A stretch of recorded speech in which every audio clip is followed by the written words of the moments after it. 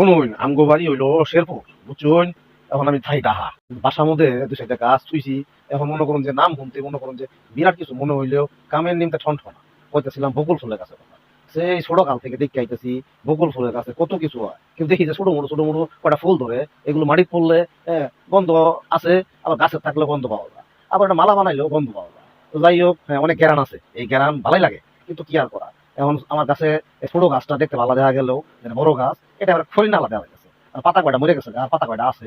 এখন দেখি ভাঙতে গেছি, এখন ভাঙতে গিয়ে দেখি যে এটা তো বেতের নাহাল, বেতের নাহাল না ভাঙলে এটাকে বহুত কষ্ট মষ্ট করে ভাঙছি, ভাঙ্গা এটারে টপ থেকে বাইর করছি, বাইর কইরা মাড়ি গুলারে সারাইয়া, মাড়ি থেকে এই যে যে ছোট ছোট যে শিকড় আছে এগুলারে সারাইয়া মাড়ি গুলারে পেশা, হ্যাঁ, নিচে পলিথিন দিছিলাম, এই পলিথিনের মধ্যে পেশা সব ঠিকঠাক কইরা আবার টপের মধ্যে শুইতাছি। এখন দেখি যে আমাদের কি গাছ লাগাবা, কি গাছ লাগাইলে ভালো হইব। এখন ঘরের একটা সুন্দর দেখা যাইব, ঘরের ভিতরে ছোট মোটো গাছের ভিতরে দেখা যায় যে সুন্দর সুন্দর ফুল ফুটে।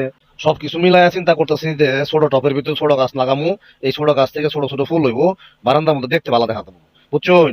দেখা যাক কি করুন যা, এখন চিন্তা করার টাইম নাই, রাইত হয়ে গেছে মেলা।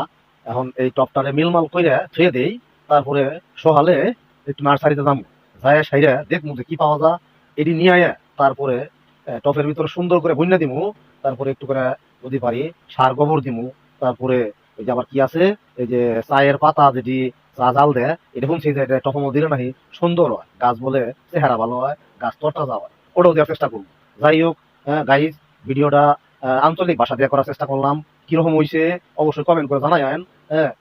কইেন যে আসলে ভালো লাগছে কিনা, যদি ভালো লাগে তাহলে কইেন, নতুন করে আবারও আপনার আঞ্চলিক ভাষায় আপনার সামনে ভিডিও নিয়ে আমি হাজির হব, বুঝছুন। ভালো থাকুন, যে আল্লাহ হাফেজ।